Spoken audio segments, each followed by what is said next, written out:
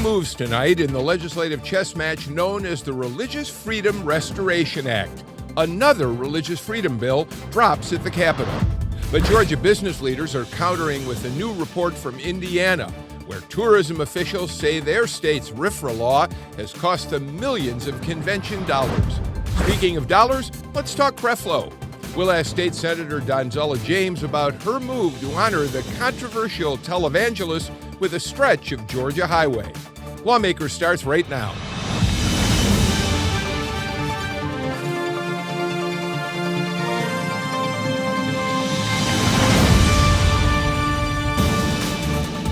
Good evening and welcome to another edition of Lawmakers. I'm Bill Nigut. It's day 12 of the 2016 legislative session, and we're up to, 7 or 8 religious freedom bills now. We're going to dig into that topic in just a second, plus a lot more. But up first, Shelby Lynn has tonight's Capitol report. Hi, Shelby. At the Capitol today, Bill, we talked with Macon Republican Alan Peek about his expanded medical marijuana legislation and about the warning Governor Nathan Deal issued this week after Peek admitted to transporting cannabis oil into Georgia. Transporting marijuana across state lines is illegal, but Peek says he plans to continue helping registered users obtain the drug anyway. Georgia's current cannabis law, which passed last year with the support of Governor Deal, does not offer a way for authorized users to legally obtain the drug, although it is legal for them to possess it. We asked Peek if he felt threatened by the governor's remarks. I want to continue to work with the governor of finding and perfecting a medical cannabis cultivation bill that works so that myself or parents aren't forced to be criminals to gain access to medicine for their hurting child. And so I look forward to working with him. I've got to work with him. I mean, at the end of the day, he can veto this bill if we don't get it right. But the governor has already said he's not on board with Peek's current bill to expand the state's Cannabis Oil Act to include growing pot and increasing the number of illnesses that can be treated with it. So the 500-plus registered cannabis oil patients in the state may have to rely on people like Alan Peek to help them get the oil to treat their illnesses. Now, are you worried at all about what you've done to help people out in terms of bringing the oil into Georgia? Are you worried that you could become a target of law enforcement? I'm not worried about that. I'm more worried about the mom or dad of a critically ill child who may potentially be arrested because they were bringing medicine to their children. Those are the folks that really the story should be on, not me. But the focus has shifted onto Peek after he admitted to transporting oil into Georgia for families who could not otherwise get it. When you brought the cannabis oil in, were you nervous at any point about carrying it in or breaking the law? Well, I'm not going to say too much about the particular situation, but what I want to focus on and remind folks is that parents are still facing this same gut-wrenching decision every day. Break the law or see their child suffer. Are you helping them or counseling them in any way? We are providing as much input to these families and citizens that are properly registered with the state of where to obtain cannabis oil and providing them whatever assistance is needed to get it. Peek says he's working with the governor's team to craft a version of the bill Deal can support and expects more committee hearings on a revised bill to begin possibly as early as next week. We reached out to the governor for comment, but he was unavailable. The controversial issue of guns on college campuses in Georgia is up for debate in the legislature again. Representative Rick Jaspers has introduced HB 859, which would make it legal for any licensed gun owner over 21 to carry guns onto any university campus or public college. Jaspers also authored the so-called Guns Everywhere bill in 2014, which allowed licensed gun owners to carry their firearms in many government buildings, in parks, and at sporting events. That bill also would have allowed guns on campus, but the Senate removed that part of the plan. Critics of the plan say guns would only make campuses more dangerous. The University System of Georgia opposes any changes in the state's current gun laws. Jaspers has 5 co-sponsors for the bill and reportedly has the support of top Republican leaders in the House. We'll continue to follow this measure as it works its way through committees. You've all heard the expression, it's all over but the shout. Well, that's pretty much where we're at here with the amended budget. Also in the House today, Representative Terry England explaining the amended budget for fiscal year 2016. He says it takes into consideration an extra $1 billion in new revenue that the state collected this year from the lottery, gasoline sales, and sales taxes. But the amended plan also looks at areas where the original budget projection came up short and how some of the surplus money must be spent. We've gone in and looked at our DFACS issues in the state. And as we've added about 630 case workers with the consideration of about another 180 to come in the 17 budget, we realize that those offices across the state are being overcrowded just by staff issues, much less the amount of clients coming and going from there. So we've done a little bit of adjustment there to help them with some moving expenses.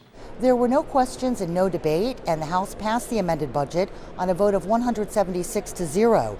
It was then immediately sent to the Senate for review. That's it from the Capitol bill. Back to you.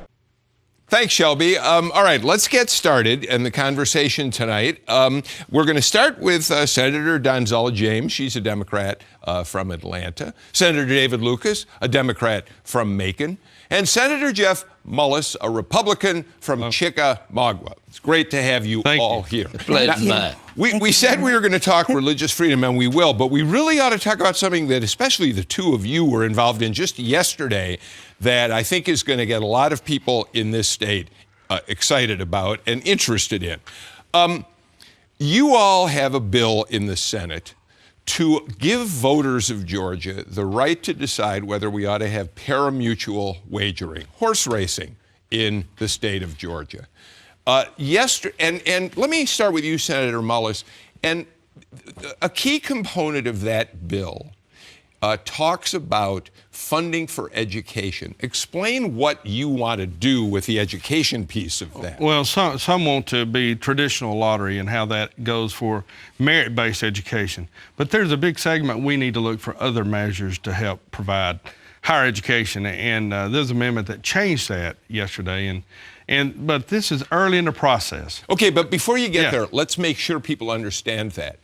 I think, am I right to say that you're looking at needs-based money? In other words, schools that really need help ought to get the chunk of money that will come from parimutuel wagering, right? Yeah, that's what the original bill was. Right. And then there's an amendment during the committee meeting, which happens often, catches a lot of people off guard here. But some of us, like me, wanted to move the process forward. So I agreed with that. But I hope it goes back through the process to help needs-based. So if I can, Senator Lucas,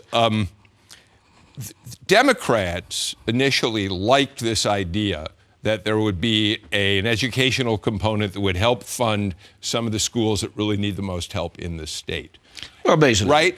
There's no question about it, but basically what we were looking at, that a kid had to carry a 2.0, and we were talking about kids who don't have the financial wherewithal to be able to get in school. And by carrying that 2.0, that was a 3% caveat in the bill that would go to the lottery for needs-based. And if you remember when we first did the lottery, it was based on needs-based before we opened it up. Right, and of course there are a lot of critics who say what it's really become is a supplement for people who already can afford to send their kids to school, That's college. Absolutely. But here's what happened. Let's talk about the politics of this.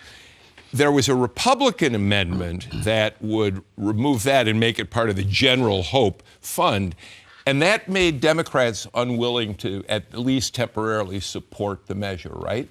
Well, I can say this. I can't support it, and I made the motion for it to do pass.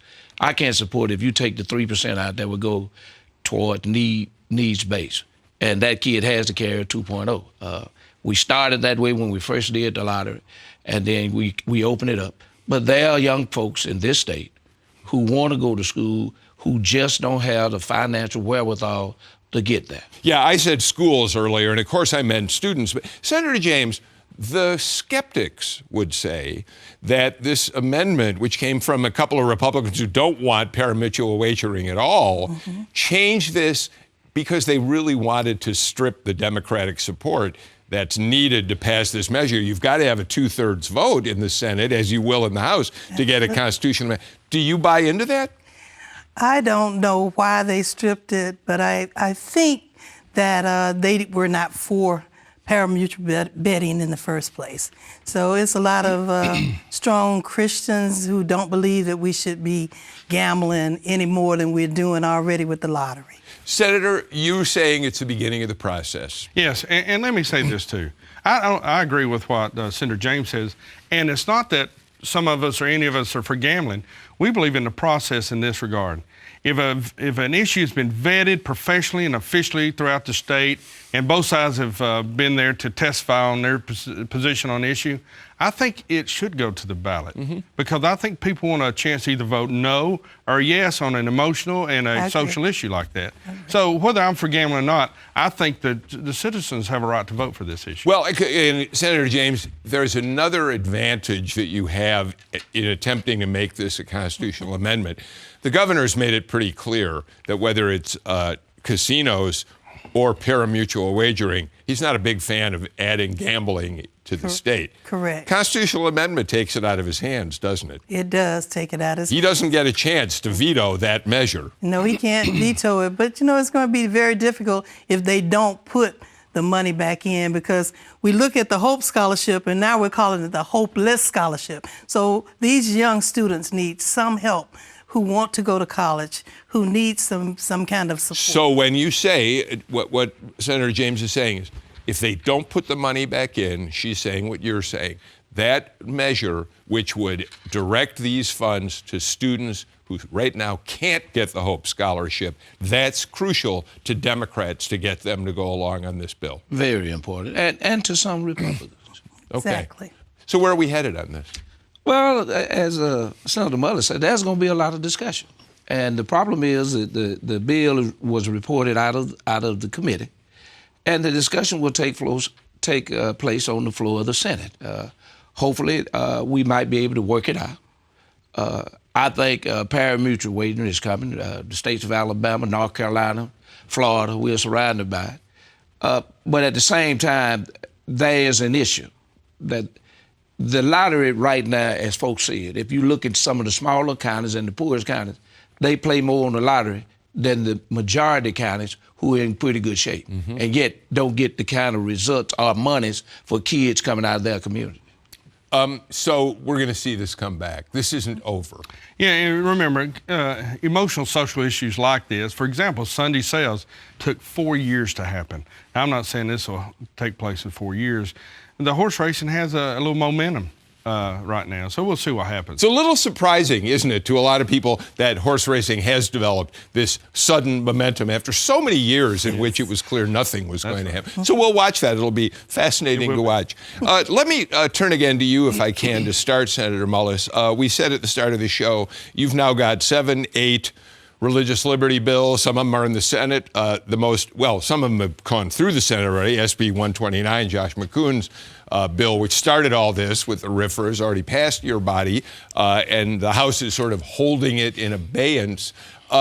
Wendell Willard, the Judiciary Chair over there, says, as you know, I'm not doing it. It's a Senate bill. I'm not moving on it until day 30 of the legislature, crossover day, which clearly is an indication he doesn't want to play ball on this thing. You're chair of the Rules Committee. You voted for the RFRA. I did, and I put it on the floor. Right. And again, oftentimes to move the process forward, and I would say with all the bills that you see that are developing on this issue, they're trying to find the right temperament for this bill. And I would say you'd see something. Well, I'm asking you about that specifically because you're going to have a reasonable amount of power as rules chair down the road. If the House doesn't look favorably on at least taking up SB 129, could you imagine that the Senate Rules Committee might be a little bit unwilling to act on some of the bills the House really wants? Well, we don't play that way. Oh, you don't? We're looking for good government bills. And, I'm always open-minded as Rules Chair to make sure we take care of the people of Georgia. But something we'll get through this year, I would say. You think so? Yeah, and I want you to ask me about the Indiana question. Well, okay. Indiana has issued this report that makes it clear they've had real economic hardship as a result of this. What's your response to that? Who wants to go to Indiana anyway for any of these? Atlanta, Georgia's the place to go. And I'm sure that there'll be a little riff on this. That's why we're trying to find the right temperament to make the direction we want to go with this. But this is a dynamic place to live, a dynamic place to do business and to play. So I don't think Atlanta, Georgia will be hurt. We have another Senate bill, as you know, Senator James. Your colleague, Senator Greg Kirk, has introduced a bill which, you know, these bills, you never can quite pin down exactly what they do. He says it wouldn't affect government workers, but in a private sector, if I run an adoption agency and I don't believe in gay marriage, I should be protected against adopting to a gay couple. That's just one example. What do you think about a measure like that? I think that this would add back into the Religious Freedom Act the things that people were complaining about in the first place. And where the naysayers and those who wanted to vote against it say you're discriminating against a group of people. So even though he is my colleague, I don't agree with it. Senator? Well, I think most of it comes from the discussion during the Clinton administration on the Indians. With the federal Religious Freedom they went out Restoration Act. and Indians use a plant, a cactus, I think it's piatak or whatever. Mm-hmm. And it was kind of it produced a chemical that made them, I guess, got him a little high. Yeah, I want to keep them saying it. But anyway, that's exactly where it comes from. But I think that you have any issue such as that, it'll be tied up in courts. Folks will be filing lawsuits. And so it'll be a while before we get through it. And I think that's where the damage comes as far as bringing conventions and those kind of things into the state. And big corporations, they really don't care. They'll move it. So, Senator, let me ask you this. Republicans last session, you've got an election, you're all up for re-election, Democrats and Republicans. Republicans last session were asked by the governor and by leadership to take on a couple of tough votes, voting for the tax increase for the transportation package, that sort of thing. Even if these bills don't pass, don't you think your Republican friends in the Senate will be happily able to go back to their constituents and see, I fought the good fight on a moral issue that matters to all of you? Well, you know, you say what you want to say, and you go back and you can turn it the way you want to turn it while you're talking to your folks. But if you had somebody else to come in who was opposed to your ideology about it, then that's when you get the confrontation, and then you hear the different ideas. Yeah, but Senator, the Republicans who are going back for re-election, some are going to face trouble because of their vote on the transportation bill. Isn't this something that gives them a little meat to take back to their people? Well, it sure does, and most of us agree with the theory of the bill, and I certainly do. I think people should, you know, private sector should have the right to, excuse me, to do things according to their religious beliefs. Okay, we have to take a break. Okay. And when we come back, you know, usually a bill that proposes to name a piece of Georgia pavement in someone's honor flies right under the radar. But Senator James has gotten a lot of attention, not all of it what she'd wish for her plan to rename part of Old National Highway after Creflo Dollar. What do you think? But first, time to spin the Know Your Lawmakers wheel. Representative Mac Jackson is a Democrat from Sandersville. He represents House District 128. Jackson was sworn into the General Assembly in 2009.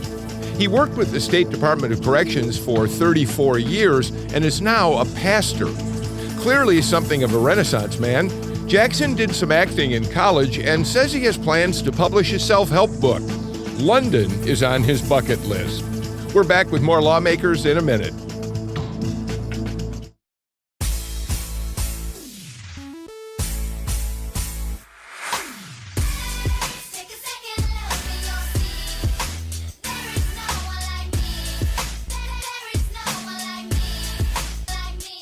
Stay with us. Coming up at 9 o'clock, it's On Second Thought with Celeste Headley here on 88.5 GPB Atlanta.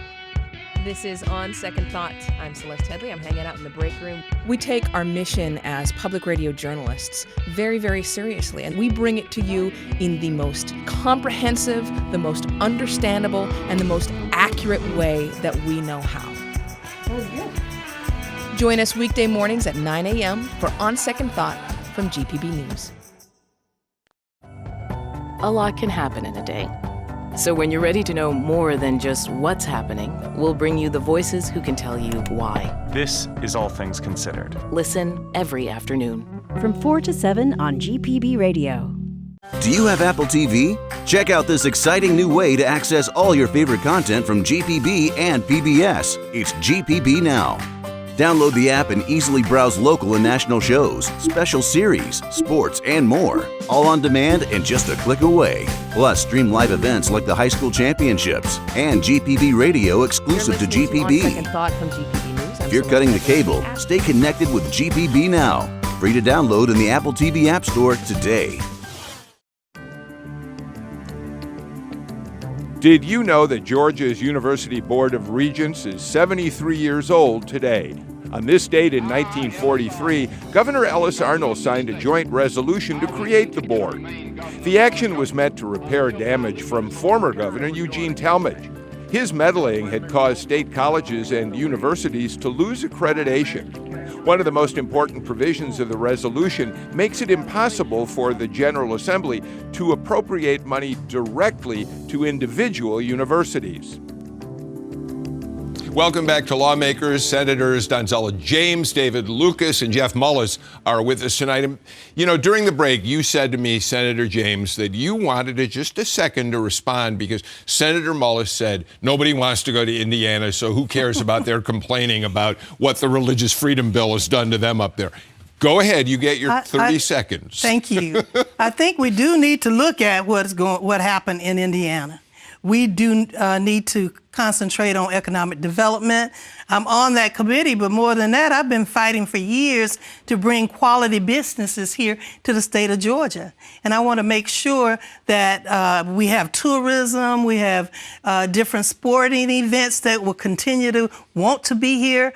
And of course, if we have so many racial prejudices and other prejudices in a so-called religious freedom, I'm a strong Christian, and I know that I don't want to violate anything in the Bible.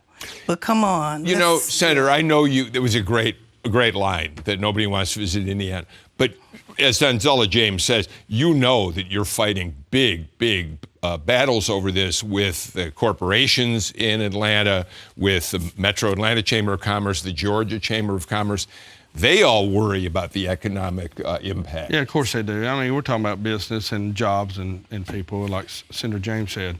That's why I think the new bill, the Passenger Protection Act that's coming from the House, is probably hitting a better temperament, as I said earlier. That may be the right measure. And that one, David Ralston, the Speaker's bill, which would protect pastors who don't want to essentially perform gay marriages. It comes down to that. Yeah. That seems to be the one that people feel somewhat more open to. Yes, Senator James? Yes, Senator Lucas? I doubt it very seriously. We're going to be in court. All of them are bad. Oh, you're all, probably right. All 6 or 8 of them. All right. Have to eat too. Think about the clerk in Kentucky.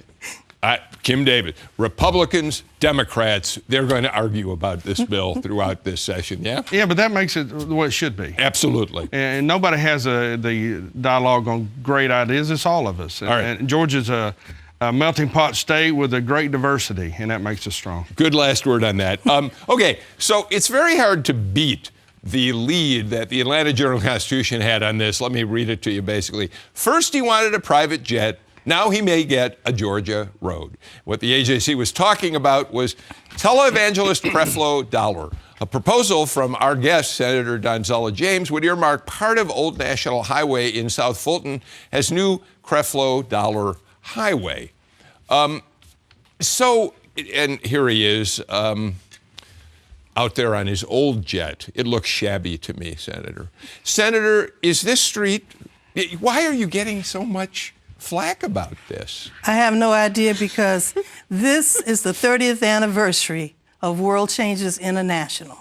27 of those years have been on Old National. I remember I've represented that area or lived in that area all these years. So I've seen a dilapidated area go and build back up into a vibrant area again. And I'm not saying it's all because of World Changers Church, but I know that they do food banks. You don't have to be a member of the church. They have clothing banks. They pay people's bills when they get behind, when they're hard on their luck or lose their jobs. They have ministries that... Okay, but given all that, you do get why he's a controversial figure, I right? do. It's not as though you're unaware of the controversy around a guy who wants his congregation to buy him the most expensive jet out there. You acknowledge that he's controversial. It's not about the controversy, it's about the good things that he's done, because spiritually, civically, and even for economic development in our community, he has been a real pillar, and he's done more than most people would even imagine. You on board with this, Senator Lucas? I'm going to look at it. I'm going to try to stay out the Atlanta fights.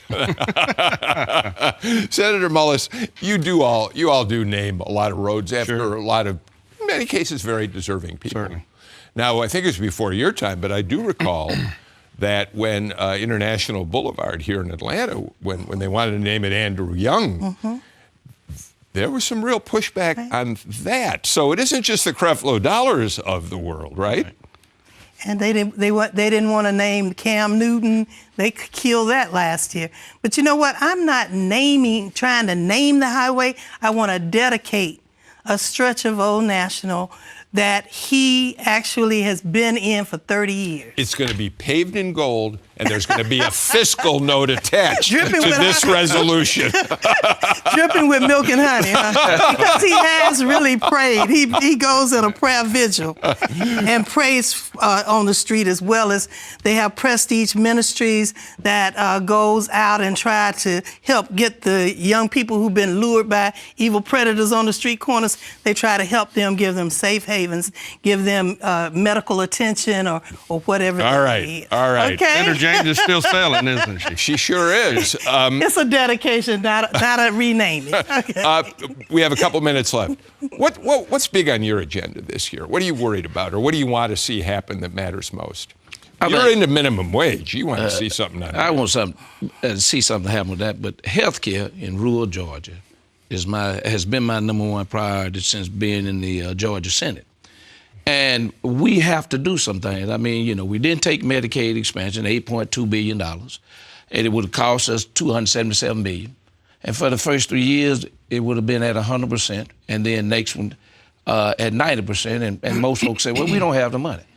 I don't know why we don't. We got the president. We do make money in the United States.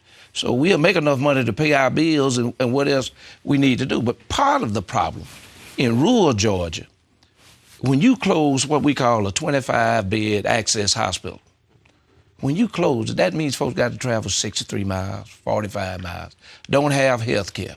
So 911 is used as health care if you got ambulance service. And usually when you use 911, usually 67 to 70% of the calls are non-emergent, which means that the people go in on the ambulance, they stay in the hospital probably a day or so till you get a non-emergent carrier to come and take them home. So, Senator Mullis, your Republican colleague in the Senate, sitting right in the seat across from you the other night, said, he's a Republican, he said, I think Medicaid is coming. I think we're eventually going to do something about it. And Senator Miller got some real pushback when he got back downtown after saying that. Well, I know this. Senator Lucas has been an advocate for rural health care and done a great job to inspire what's going on now. But it's a problem not only in Georgia, but in America, and we have to find a solution. All right. Expanding Medicaid, who knows, but, Yeah, we're not likely to see it this year. No. I think we probably all agree on that. That's right. All right, look, we are completely out of time, and I really enjoyed having you, Senator James, Senator Lucas, Senator Mullis. Thank you. You were really a great group tonight. Thank you. That does it for day 12 of the 2016 session. 28 legislative days to go. The lawmakers are taking tomorrow off, so we'll see you again on Monday night. Please remember that you can follow us on Facebook and Twitter at GPB News, and you can go to gpb.org/lawmakers for full episodes of our show. Don't forget, we're live twice a week on the radio. Political Rewind, where it airs statewide every Wednesday at 2 and every Friday at 3. Remember, the Iowa caucuses are in 4 days, Monday night, and Political Rewind is going to be talking about that on our show Friday afternoon. So thanks for being with us. I'm Bill Nigut. Have a great evening.